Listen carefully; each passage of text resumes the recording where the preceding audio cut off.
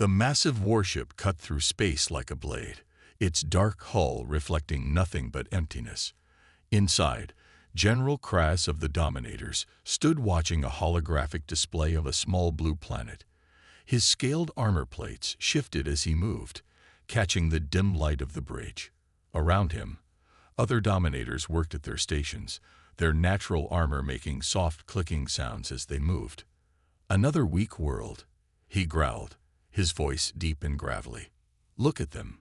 No natural defenses, no armor, just soft skin and fragile bones." He zoomed in on images of human cities, his four eyes narrowing with contempt. The Dominators had conquered thousands of worlds, and each victory had proven the same thing. They were the strongest species in the galaxy. The Dominators had evolved on a world 3 times Earth's gravity, with predators that would make Earth's most dangerous creatures look like pets. Their bodies were covered in overlapping plates stronger than steel, and they could regenerate from almost any wound. They stood nearly 9 feet tall, and even their weakest soldiers could lift a small car. "Send the standard message," Kraz ordered. "Let's see how quickly they surrender." On Earth, the message appeared on every screen and device simultaneously. The Dominators had long since mastered the art of hacking primitive communication systems. Their message was simple: submit or be conquered. In the White House Situation Room, military leaders watched recordings of previous Dominator conquests. The aliens had shared these videos deliberately, showing how they had crushed other civilizations that had dared to resist. World leaders saw massive alien warriors shrugging off tank shells, healing from energy weapons, and tearing through concrete walls like paper. "They're not just showing off," General Roberts said, his face grim. "They're following a pattern. Every world they've taken, they start with this same psychological warfare. They want us scared. They want us to know we can't win in a direct fight." The room fell silent as they watched a Dominator warrior on screen regenerate an entire limb in minutes. These creatures had never lost a war. They had never even lost a major battle. Their empire spanned 70% of known space, built on the simple principle that might makes right. Above Earth's atmosphere, Kraz received an unexpected message. The humans wanted to negotiate. He laughed, a sound like rocks grinding together. "They're smarter than most, coming to beg for mercy already." But something was off about the human response. Their messages were too calm, too measured. Most species panic when they first see Dominator ships. They plead, they threaten, they bluster. Humans just asked for time to prepare for the transition. In the depths of the Pentagon, behind layers of security that even the Dominators hadn't detected, the real work was beginning. Teams of analysts studied every frame of the Dominator videos, looking not for their strengths, but for their weaknesses. They noticed patterns in how the aliens moved, gaps in their strategies, and most importantly, signs of overconfidence. They'd never faced an enemy that didn't try to match their strength. One analyst noted, "Look at their tactics. They're all built around overwhelming force. No subtlety, no adaptation. They've never needed it." General Roberts walked the silent halls, watching humanity prepare for a fight unlike any in history. In labs, scientists worked on new weapons designed not to penetrate Dominator armor, but to work around it. In gymnasiums, special forces trained in new techniques designed to use the alien strength against them. In hidden bunkers, engineers prepared traps that would turn Earth itself into a weapon. Above, Kraz grew increasingly impatient. The humans were being too cooperative, too willing to discuss terms. His instincts, honed by centuries of conquest, told him something was wrong. But his pride, reinforced by thousands of victories, dismissed these concerns. After all, what could these soft, weak creatures possibly do against the might of the Dominators? He didn't notice the small changes happening on Earth's surface, the subtle repositioning of resources, the quiet evacuation of key facilities, the strange new construction projects that appeared innocuous from orbit. Humans were preparing for war, but not the kind of war the Dominators expected. "Begin the landing sequence," Kras ordered. "Let's show these humans what true power looks like." As the first Dominator ships began their descent through Earth's atmosphere, tiny smiles appeared on the faces of Earth's defenders. The trap was set. The Dominators were about to learn that humanity's greatest strength wasn't in their muscles or their armor, but in their minds and their will to survive. The first Dominator ships landed in empty cities. Their massive warriors stepped onto Earth's soil, weapons ready, expecting resistance. They found none. The streets were clear, buildings were empty, and the only sound was the wind whistling between skyscrapers. "This isn't right," a Dominator squad leader growled, his armored feet leaving deep marks in the asphalt. "Where are their armies? Where are their defenders?" In an underground bunker 500 feet below the surface, General Roberts watched through hidden cameras as the aliens moved through the abandoned streets of New York. Next to him, his team monitored thermal readings, movement patterns, and communication signals from the invaders. "They're following exactly the paths we predicted," one analyst whispered. "They think like hunters, always taking the most direct route, always showing their strength." The general nodded, thinking about how much humanity had learned in the short time since the Dominators arrived. The aliens were powerful, yes. Their technology was advanced, their bodies were nearly indestructible, and their confidence was absolute. But they had one massive weakness. They had never needed to change their tactics. Miles away, in another bunker, the first group of human soldiers finished their new training. They had learned to fight like water, flowing around obstacles rather than smashing through them. Their weapons were different too. No more heavy rifles or explosive shells that would bounce off Dominator armor. Instead, they carried devices that looked more like tools than weapons. "Remember," their instructor said, "we don't need to be stronger than them. We need to be smarter." Above ground, the Dominators continued their standard invasion pattern. They secured major landmarks, set up command centers, and waited for the humans to submit. Their massive ships hovered over cities, casting shadows meant to inspire fear, but there was no one there to be afraid. General Kras paced in his command ship, his armor plates clicking together in agitation. "Find them," he roared at his subordinates. "They must be hiding somewhere. No species has ever." He stopped mid-sentence as the first reports came in. Small things at first. A squad of warriors found themselves stuck in a substance that looked like normal road material, but acted like quicksand. Another group reported their armor was beginning to corrode after passing through what seemed to be normal rain. A command center's power systems failed for no apparent reason. "These are tricks," Kras dismissed the reports. "Desperate moves by a weak species." But the reports kept coming. Dominator patrols disappeared into subway tunnels and never returned. Communications failed in seemingly random patterns. Supply lines were disrupted by accidents that couldn't be accidents. And still, there was no enemy to fight, no army to crush, no resistance to overwhelm with superior force. In the hidden bunkers, humans watched and learned. They studied how the Dominators moved, how they thought, how they reacted. Every failure, every success, every response was recorded and analyzed. The aliens' predictability became their greatest weakness. "They're starting to get frustrated," General Roberts observed, watching a group of Dominator warriors smash through a building in anger. "They want us to fight them directly. They need us to fight them directly. It's all they know." The general remembered the first planning session after the aliens arrived. Many had wanted to face the Dominators in open battle, to show humanity's courage. But cooler heads had prevailed. "If we can't match their strength," someone had said, "we must change the rules of the game." Now, watching the aliens stumble into another carefully prepared trap, Roberts saw the wisdom of that choice. Humanity wasn't running away. They were preparing, learning, adapting. Every hour the Dominators spent looking for an army to fight was another hour humans spent learning how to defeat them. In his ship, Kras received another disturbing report. His warriors were starting to show signs of stress. They were designed for direct combat, for glorious battles and swift victories. This endless game of hide and seek was wearing them down. For the first time in his long life, the general felt something he had never experienced before: doubt.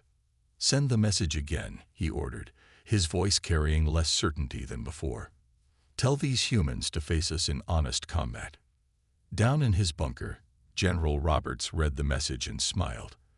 The mighty dominators, rulers of most of known space, were demanding that humanity fight fair. They were about to learn that sometimes the strongest weapon isn't a fist or a claw, but a clever mind and a patient hand. The trap was sprung at dawn. A small group of Dominator warriors detected human heat signatures in an abandoned factory and rushed in, eager for their first real fight. They found empty rooms and silent machinery. Then the doors sealed shut with a quiet hiss. "Is this supposed to scare us?" The squad leader laughed, his armored fist already pulling back to smash through the nearest wall. But then he noticed something strange. His armor felt hot, very hot. In a control room 3 blocks away, Tom watched through hidden cameras as the aliens discovered what humans had learned about their supposedly invincible armor. The plates that protected them also trapped heat. All it took was raising the temperature slowly enough that their sensors didn't detect it as an attack. 5 minutes until their systems start to fail, he reported over the secure channel. Around him, other resistance members monitored different traps across the city. Some used sound frequencies that disrupted the aliens' balance. Others used chemical compounds that turned their strength against them. None tried to defeat the Dominators directly. That was the key. High above the Earth, General Kraz received the first reports of actual casualties. His warriors weren't dead. They were nearly impossible to kill, but they were being defeated, humiliated, trapped like animals. His rage shook the command center. "Launch a full attack," he ordered. "Level their cities. Show them what happens when they defy us." But the cities were already empty. Humanity had learned from history. You don't try to defend a fixed position against a stronger enemy. You make them waste their strength fighting shadows. Underground, in bunkers and tunnels and hidden bases, humans watched the Dominators destroy empty buildings. Each blast revealed more about their weapons. Each movement showed more about their tactics. And in laboratories deep beneath the surface, scientists worked with this new information. They never adapted their weapons, one scientist explained to General Roberts. Why would they? Nothing could stand against them. But that means their technology is actually quite simple, predictable. The real victory came 3 days later. The Dominator Patrol found what seemed to be a human resistance cell in an old subway station. They charged in, ready for glory. Instead, they found themselves fighting training robots, while the tunnel filled with a specially designed gas. It didn't try to penetrate their armor. It made their armor stick together. The mighty warriors of the Dominator Empire. Tom's voice echoed through hidden speakers, defeated by high school chemistry. For the first time in recorded history, Dominator warriors had to be rescued by their own ships. The video spread through the resistance network, showing their soldiers frozen in place by their own armor, trapped by a trick that would have never worked on a weaker species. In his ship, Kras watched the reports with growing horror. More patrols were falling into traps. More warriors were being defeated without a single direct battle. Worse, the humans were learning. Each trap was more clever than the last. They weren't trying to kill his warriors. They were studying them.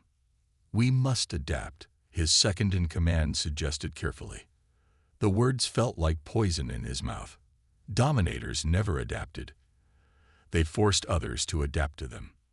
But on the planet below, humans were already planning their next moves. They had started sharing their discoveries with the resistance movements on other conquered worlds. The Dominators' greatest strength, their unchanging nature, was becoming their greatest weakness. "They're still looking for a war," General Roberts told his staff, watching another Dominator ship waste its weapons on an empty city. "They won't find one. At least, not the kind they're used to." In the ruins of what had once been downtown, a small team of humans moved silently through the shadows. They carried simple tools and wore plain clothes. Nothing that would register as a weapon on Dominator scanners. Nothing that would mark them as soldiers. But they had learned that against an enemy that relied on strength and fear, the most powerful weapons were patience and cleverness. The sun set on another day of the invasion, but this time it was different. For the first time in their long history of conquest, the Dominators went to sleep wondering what their enemy would do next. And in hidden places across the Earth, humans smiled as they prepared their next lessons in humility for the galaxy's greatest warriors. Deep in a hidden laboratory, Dr. Reed stared at his microscope with growing excitement. After weeks of studying samples from damaged Dominator armor, he had found something unexpected. The aliens' supposedly invincible protection wasn't just armor, it was alive. It grew with them, healed with them, and most importantly, it could be tricked. Their armor responds to threats, he explained to General Roberts through a secure video call. That's why it's so effective against direct attacks. But what if we could make it respond to the wrong things? What if we could turn their greatest defense into a prison? On the surface, another group of Dominator warriors stumbled into a trap. This time, instead of heat or chemicals, they faced something new. Tiny machines, smaller than dust, settled on their armor. At first, they'd noticed nothing. Then their armor began to harden, responding to false signals of danger by becoming completely rigid. "What is this?" one warrior roared, his voice muffled as the living plates of his armor sealed themselves tight. "What kind of weapon is this?" But it wasn't a weapon, not really. It was knowledge turned against them. Humans had learned that the Dominator's biological armor was designed to protect them at all costs, even from threats that didn't really exist. In his command ship, General Kraz received more disturbing news. Other conquered species were beginning to resist. The humans had somehow spread their tactics across the galaxy. Proud warrior races that had submitted to Dominator might for centuries were now using tricks and traps instead of direct combat. "This is spreading like a disease," his advisors warned. "They're teaching others to fight like they do." On a dozen worlds, Dominator patrols found themselves facing the same clever traps that had worked on Earth. Their ships were grounded by simple mechanical problems. Their communications were disrupted by basic interference. Their mighty weapons were rendered useless by enemies who refused to stand and fight. Back on Earth, the resistance grew bolder. They had learned that Dominator sensors couldn't track humans who moved slowly enough. Teams of engineers would spend days crawling through debris, setting up devices that looked like broken machinery, but could shut down entire Dominator bases. "They expect everything to be a direct fight," Tom explained to a group of new recruits. "They don't understand that humans have spent thousands of years learning to survive against stronger enemies. We've been preparing for this our whole history. We just didn't know it." The turning point came when humans discovered another weakness. Dominator warriors were connected to their ships through complex neural links. These links were heavily defended against hacking or interference, but nobody had thought to protect them against simple radio static. In orbit, Kras watched in horror as his mighty fleet was grounded by what seemed like a natural solar storm. But there was nothing natural about it. Humans had learned to copy and broadcast the same frequencies that disrupted Dominator neural links. They couldn't break the alien encryption. They just drowned it out with noise. "We must adapt," his officers urged again, more strongly this time. "These humans, they're changing the rules of warfare itself." For the first time in their history, the Dominators began to retreat from some areas. They couldn't hold positions when every shadow might hide a trap. They couldn't fight an enemy that never appeared. They couldn't win a war where strength meant nothing. In the underground bunkers, humans celebrated their first major victory.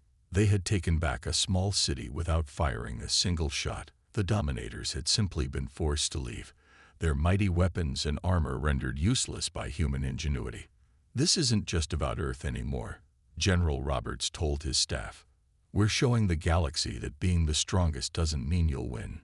Being the smartest, being the most adaptable, that's what matters. As night fell over the reclaimed city, the Resistance got ready to spread their success. They had prepared packages of information, simple instructions that any species could follow. The Dominators had spent centuries building an empire on physical strength.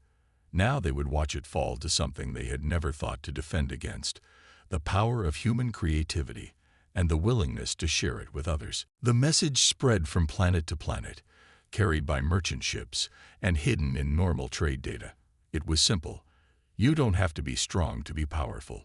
Along with it came Earth's lessons, taught in blood and victory against the mighty Dominators. On the desert world of Red Sands, the native people had lived under Dominator control for 3 centuries.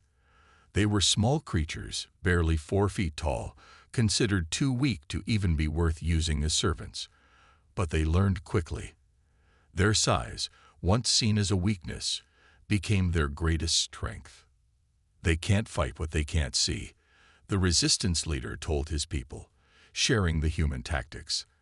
The tiny aliens began digging tunnels beneath Dominator bases, not to attack them, but to make them sink slowly into the sand.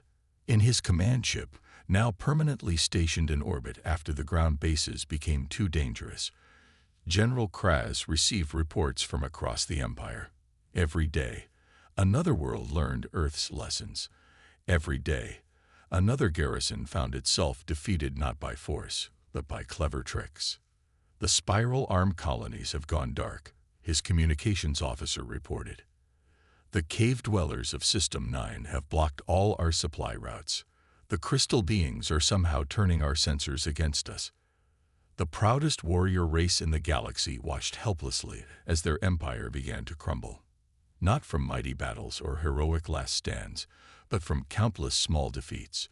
Their strength meant nothing against enemies who refused to test it. Back on Earth, humans continued to refine their techniques. Dr. Reed had made another breakthrough, studying the way Dominator armor responded to threats. Their entire society is built like their armor, he explained. It only knows how to get stronger, never how to adapt. They're trapped by their own nature. The Resistance movement had become a teaching network. Earth sent out instructors to other worlds, showing them how to fight the unbeatable enemy. They taught the water-breathing people of the ocean worlds how to use currents to disrupt Dominator ships. They showed the high-gravity walkers how to use their dense atmosphere to confuse Dominator sensors. Every species has something the Dominators never thought to defend against, Tom told a group of alien Resistance leaders in a secret meeting. You don't need to be stronger than them. You need to be different. The Empire's response was predictable. They tried to use even more force. They sent bigger ships, stronger warriors, more powerful weapons, but they were fighting a war that had already changed. Their mighty fleet found itself grounded by simple computer viruses. Their unstoppable warriors were frozen in place by basic chemistry.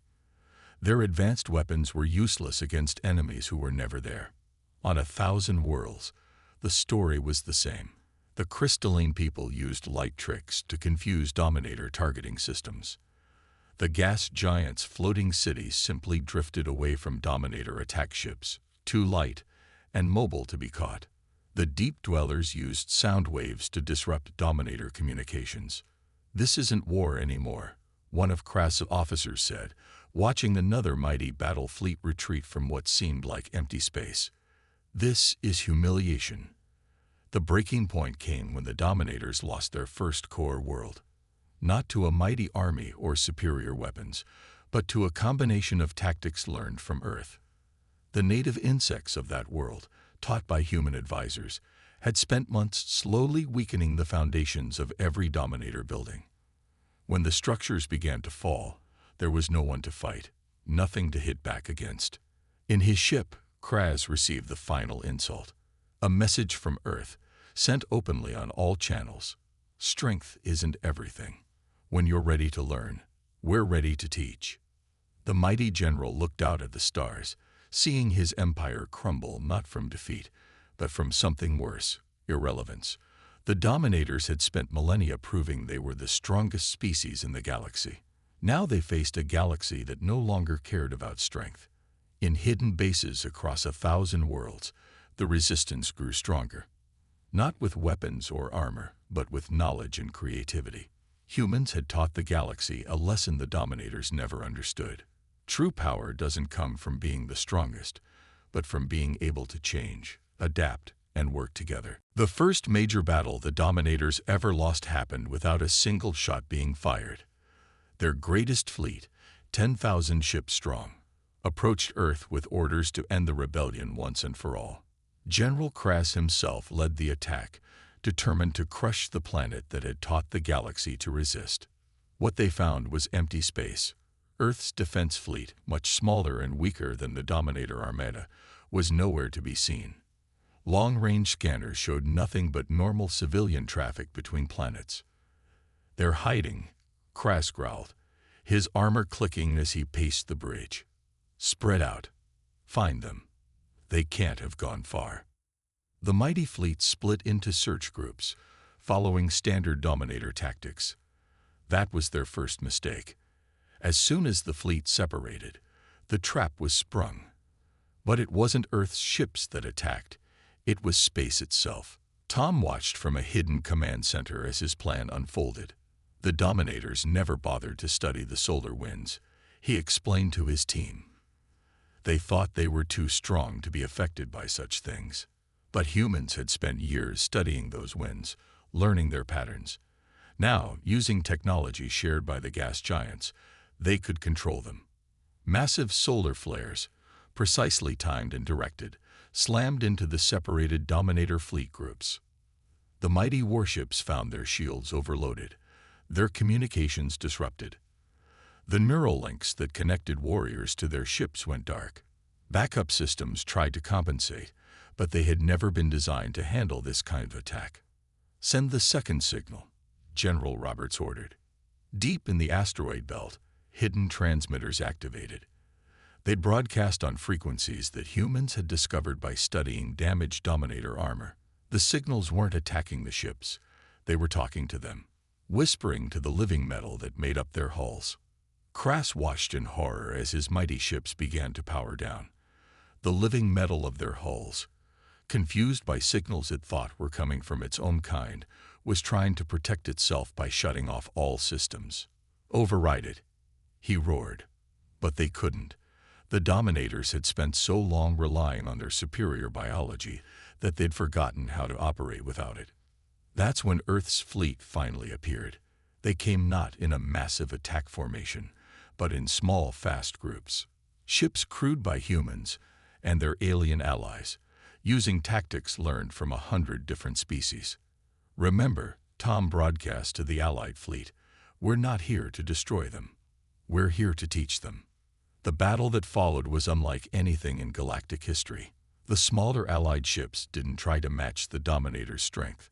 Instead, they used the disabled warships as shields and obstacles, forcing the still active Dominator vessels to hold their fire. In his flagship, Krass felt something he'd never experienced before: helplessness. His mighty weapons were useless against enemies that hid behind his own ships. His warriors' strength meant nothing when they couldn't even move in their powered-down vessels. The final blow came from the Deep Dwellers, using their mastery of sound. They broadcast a signal that made the living metal of Dominator ships vibrate in a specific pattern. Not enough to damage them, just enough to make them uncomfortable. "You can't win this," Earth's message came on all channels. "Not because you're weak, but because you never learned to be anything but strong." For the first time in their history, the Dominators were forced to retreat, not because they were defeated in glorious battle, but because they simply couldn't fight. Their mighty fleet limped away from Earth, half its ships having to be towed because their own systems wouldn't respond. In hidden bases across the galaxy, the news spread quickly.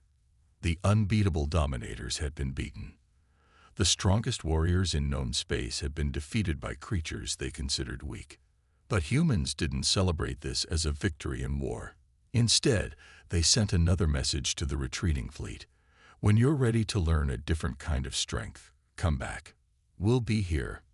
Kras stood on his bridge, watching Earth fade into the distance, understanding finally that his people had spent thousands of years becoming the strongest species in the galaxy, only to be defeated by those who had learned there were better things to be than strong. 1 year after their greatest defeat, the Dominators returned to Earth. This time, they came not with a fleet of warships, but with a single vessel carrying their highest council. The ship's living metal hull had been modified, showing they had finally begun to learn. General Kras stood among the council members as their ship landed at the new Galactic Assembly, a simple building that humans had built in the plains of Africa. His armor still clicked as he moved, but now it carried marks of change, patches where the living metal had been taught new ways to grow. "Welcome to Earth," General Roberts greeted them. No weapons were pointed at the Dominators, no soldiers stood guard. The humans had learned that true strength didn't need to be displayed. Inside the assembly hall, representatives from 100 worlds gathered. The tiny desert dwellers sat next to the floating gas giants. The crystal beings shared space with the deep dwellers. Species that had once cowered under Dominator rule now stood as equals. "We have come to learn," the head of the Dominator Council announced, each word clearly costing their pride. "Our strength failed against your different ways." Tom, now an advisor to the assembly, watched from the sidelines. He remembered the early days of the resistance, when victory seemed impossible. Now he saw Dominator warriors studying beside the very species they had once conquered, learning things their strength had never taught them. In laboratories across Earth, Dominator scientists worked with Dr. Reed, understanding for the first time how their living armor could do more than just protect. They learned it could communicate, adapt, even help others. Their greatest weapon was becoming a tool for healing. "Your armor doesn't have to be a prison," Dr. Reed explained to a group of young Dominators. "It can be a bridge to other species, a way to understand different kinds of life." The changes spread through the galaxy. Former Dominator warships, their living metal reprogrammed, now served as research vessels and diplomatic carriers. Their warriors' strength found new purpose in helping rebuild worlds their empire had once destroyed. General Kras, who had led the final battle against Earth, now led classes teaching young Dominators about adaptation and change. "We thought being powerful meant making others weak," he told his students. "Humans showed us that real power comes from making others strong." The assembly hall became a place where problems were solved not by showing strength, but by sharing knowledge. When the ocean worlds faced a crisis, the desert dwellers offered solutions no one else had considered. When the crystal beings struggled with change, the ever-adapting humans helped them find new ways to grow. "This is how a galaxy should work," General Roberts told the assembly. "Not through force, but through understanding. Not through conquest, but through cooperation." The Dominators learned that their great strength, once used to conquer, could protect and build instead. Their mighty ships became bridges between worlds. Their advanced technology, shared rather than imposed, helped lift up species they had once looked down upon. In the end, the greatest victory wasn't winning the war. It was teaching the galaxy's strongest warriors that being strong wasn't enough.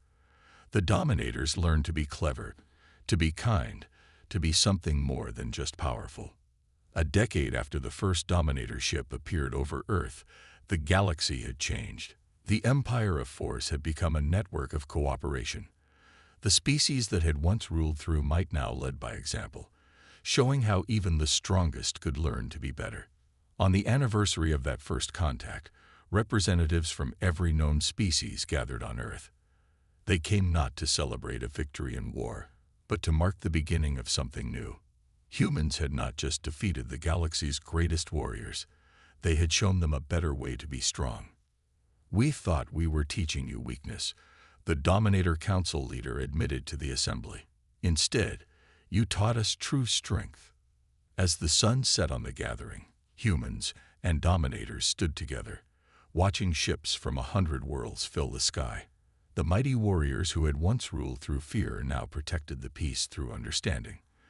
They had learned that the greatest power wasn't in conquering others, but in helping them grow strong together.